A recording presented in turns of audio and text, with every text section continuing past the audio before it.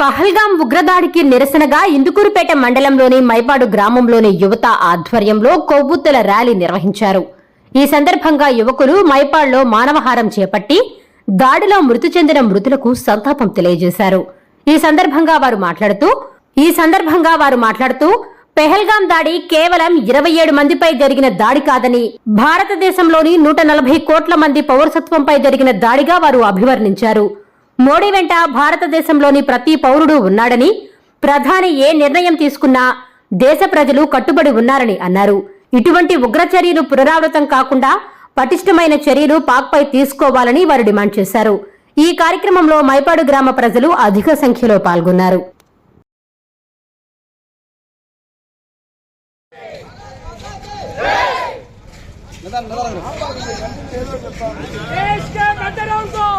गोली मारो सालम को, गद्दारों को, गोली मारो सालम को, देश के गद्दारों को, गोली मारो सालम को, देश के మీరందరూ గమనించండి. మన వ్యాపారాలు చేయాలన్నా, మన వ్యవసాయ రంగంలో అభివృద్ధి చెందాలన్నా, విద్యా రంగం వ్యాపారం చేయాలన్నా ఇక్కడ ప్రతి ఒక్కరు వ్యాపారాలు చేస్తున్నారు. ప్రశాంతంగా వ్యాపారాలు చేస్తున్న దానికి కారణం ఏంటి?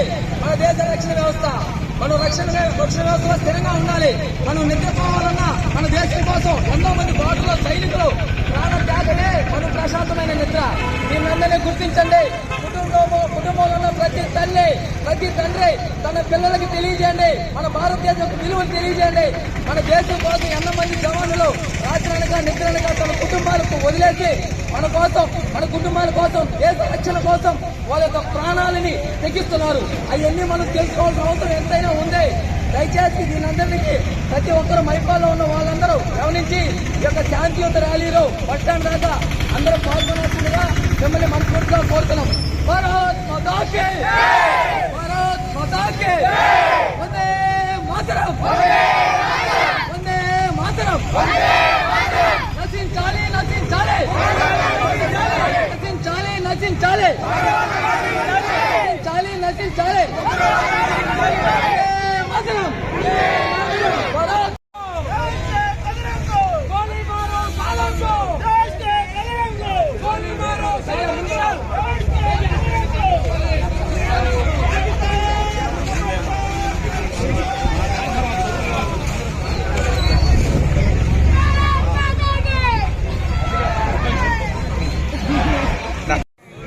ఈ ర్యాలీ నిర్వహించడానికి కారణం గత 4 రోజుల క్రితం జరిగిన సంఘటన.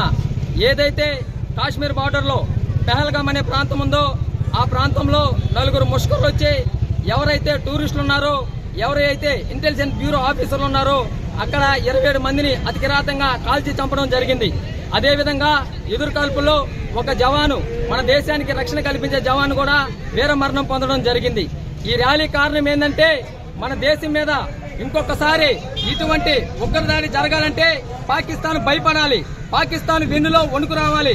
భారత ప్రభుత్వానికి, భారతీయ పౌరులైనటువంటి మేము చెప్పేది ఏంటంటే ఏ ఉగ్రవాది మన దేశం మీద కన్నెత్తి చూడాలన్నా భయపడే విధంగా ఉండాలి. మన భారతీయులు లౌకికవాదం, మన భారతదేశం అనేది లౌకికవాద దేశం. భిన్నత్వంలో ఏకత్వం, ఏకత్వంలో భిన్నత్వం. 140 కోట్ల సార్వభౌమాధికారం మీద జరిగిన దాడి ఇది. 27 మంది మీద జరిగిన దాడి కాదు, 140 కోట్ల భారతీయుల సార్వభౌమాధికారం మీద జరిగిన దాడి. మన కులం వేరు, మన ప్రాంతం వేరు, మన వర్గం వేరు, మన వర్గం వేరు, మన తిండి వేరు, మన ఆచార వ్యవహారాలు వేరు, మన సంస్కృతి వేరు, మన సాంప్రదాయాలు వేరు. ప్రపంచంలో 245 దేశాలున్నాయి. ఏ దేశాల్లో లేనటువంటి ఐక్యత ఒక్క భారతదేశంలో మాత్రమే ఉంది.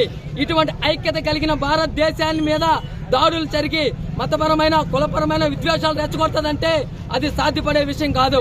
ఇది భారత ప్రభుత్వానికి మేము తెలియజేసేది ఏంటంటే ఇంకొకసారి ఉగ్రవాది చర్య, ఇటువంటి జరగకుండా సంఘటనలు జరగకుండా ఉగ్రవాదాన్ని తుడిచిపెట్టే విధంగా మన భారతదేశం మీద కన్నెత్తి చూసే విధంగా ఉండకుండా చర్య తీసుకోవాలని, ఇటువంటి విషయాలు జరిగినప్పుడు మన సైన్యానికి భారతీయ పౌరులంతా మానసిక స్థైర్యం కలిగే విధంగా వాళ్ళకి సపోర్ట్ ఇవ్వాలని కోరుకుంటూ నా స్పీచ్ ముగిస్తున్నాను.